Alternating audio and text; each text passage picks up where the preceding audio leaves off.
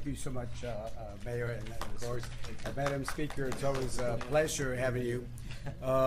Speaker Pelosi has been to Laredo many a times to enjoy our more than 120 years of celebration, where we celebrate the birth of our founding father, George Washington, and Martha Washington. So she's been here so many times in the past. And one of the things that we always emphasize, and she agrees with us, is the vision that we have of the border. There are some people that see this as a crisis, but all I ask you to do is look around and you don't see the crisis that somebody might see. The border is a place for community. It's a place for opportunity. It's a place to grow a family. It's a place to raise a family, send your kids off to school, start a business. This is the vision of the border that we have. If you look at the FBI stats, again, for some of y'all that have not heard me say this, if you look at the crime rate, whether it's murder, assault, rape, whatever the case might be, the border crime rate is lower than the national crime rate. For example, if you take the cities on the border, they might have 3 murders per 100,000. The national crime rate is 5.3 murders per 100,000. Washington, D.C., where we're at, I think it's about 17 murders per 100,000. So it's a lot safer here. And we certainly know also that what the number of crossing that Border Patrol used to have in the year 2000 was 1.6 million individuals that they used to apprehend. Last year, they stopped 303,000. And if you look at the people that stay here, 67% came in through a legal visa or permit. Okay, nothing against our Canadians, but if you look at the visa overstay, you know where they're from? Canada. Canada. Now, I'm not advocating for a wall in the northern part, but those are the figures that we're looking at. So, again, in our place, as the mayor said, every day there is, between the U.S. and Mexico, $1.3 billion of trade. That's over $1 million every single minute, over $1 million. Laredo handles most of the trade that the mayor talked about. The other thing is, we do have a lot of Mexicans that come into the United States. In fact, last year we had 18.9 million people from Mexico that came over, but they came over as tourists. And those people that came over spent over $20 billion, monies that they spent at our hotels, restaurants, malls, so therefore creating jobs on the overside.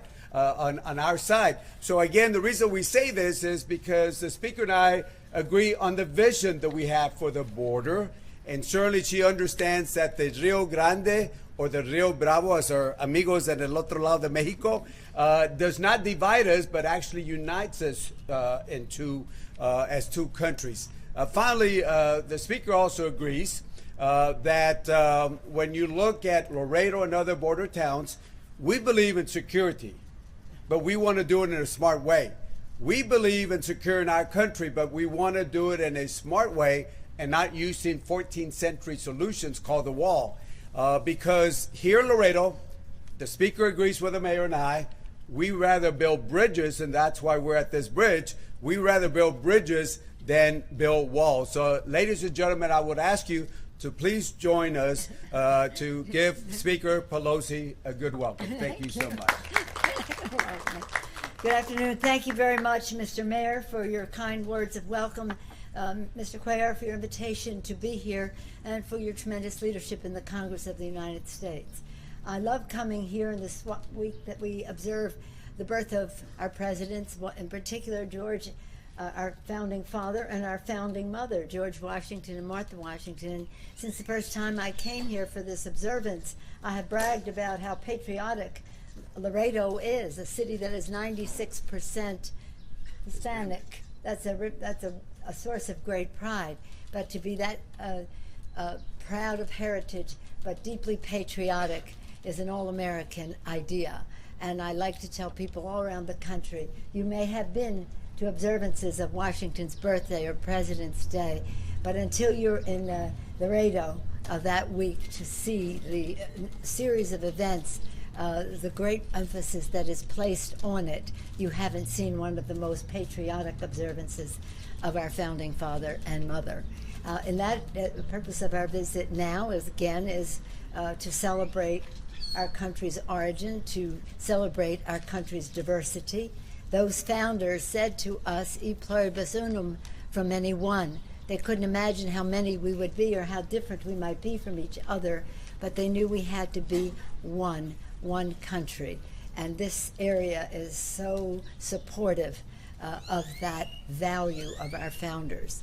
I'm pleased to be here at a special time, at a time when there is a challenge to the vitality of this area. When I come here, I see it as the future, not at present too, but as the future. The young people here with their aspirations for education, the aspirations of people here for entrepreneurship, the hope, the courage, the determination to make the future better really makes America more American.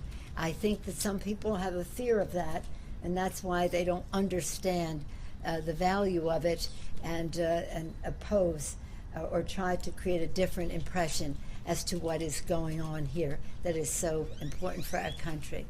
As the mayor said and Mr. Cuellar said, we do care about border security. Of course, we take an oath to protect and defend our country, our Constitution, and our country and our people. And Mr. Cuellar, he did us a great honor, all of us, by being a conferee on the recent legislation that not only opened up government, protected our borders, but paid great respect to our values. Thank you, Mr. Cuellar, for your leadership role there. For those of you who have a parochial interest specifically in the Laredo area and Rio Grande, it was important. We followed his lead on protecting the butterfly sanctuary and other environmental priorities that were here, and it was clear to us that because of the respect that he commands in the Congress, the knowledge that he has of the region, being a border member of Congress, that his word would be respected when it came to voting for the legislation. So we're all deeply in his debt for that. And that was, what are we talking about here? We're talking about not building a wall, but building a protection, again, that respects people and values. And what that meant was we would have hundreds of millions of dollars for more sophisticated scanning and detection for vehicles coming through the ports of entry, that we would have some infrastructure at the ports of entry because so much more is coming through now, that we would have other detection technologically, other places where deemed necessary on the border, that we would have provision to meet the needs of people coming through seeking asylum, whether it was for food, clothing, medical needs, and the rest. We would have funding for judges to expedite the process of people coming through. So it was all about protecting and recognizing the needs that were here, but none of them amounting to a crisis or justifying a declaration of a national emergency. And so I come here to say thank you to everyone here for the spirit of Laredo, for the patriotism of what we will celebrate tonight, tomorrow, and the rest.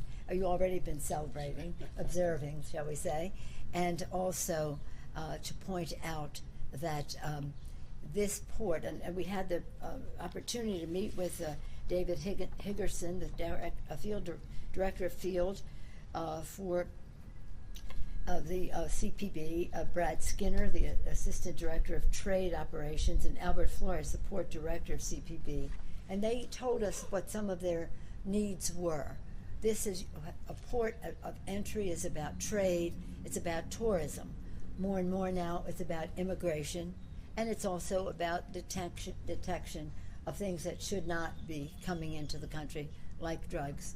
The president has made a big deal about the drug issue, and that's why we have put so many resources into the detection in the bill that Mr.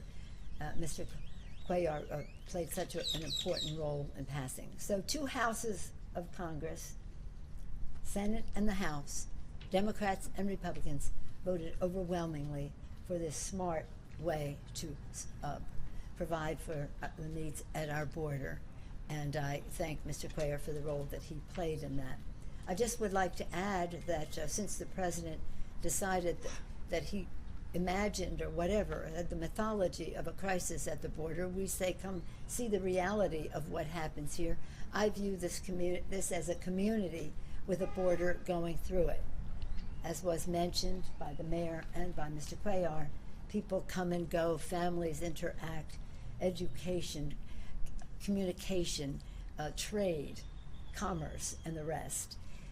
So we do not see this as a declaration of an emergency. It shouldn't be, and therefore, under leadership of Congressman Joaquin Castro, on Monday we will send to the Rules Committee the resolution of disapproval of the president's actions. We say that not in any partisan way, we not say it in any political way. We say it in a patriotic way here on President's Week. This is about the oath we take to protect and defend the Constitution of the United States. Our founders very wisely placed into our Constitution a provision for the separation of powers, co-equal branches of government, there to be, again, a check and balance on each other. That Constitution begins with the beautiful preamble to the Constitution, and the very first words at the end of following the preamble are Article 1, the legislative branch, the first branch of government, the text of which spells out our responsibilities, one of them the power of the purse, which the president is trying to usurp. Many other powers contained there that we are there to honor the Constitution and protect it, but also to strengthen the institutions in which we serve, we in the Congress of the United States, hopefully the president in the executive branch. But that's what will happen on Monday. Mr. Castro's resolution will go to the Rules Committee. We plan to be voting on it on the floor of the House. We plan then, after it passes the House, to send it over to the Senate. We want to deal with this as expeditiously and carefully as possible, but I just wanted you to know what's going to happen in the next few days in that regard. Again, I thank my friend here, my colleague, Mr. Cuellar, and the distinguished mayor for the nice welcome to Laredo. I love coming here, love it so much. This time I have my daughter and my grandson with me so they could see for themselves the beautiful patriotism of the people of Laredo. Thank you so much.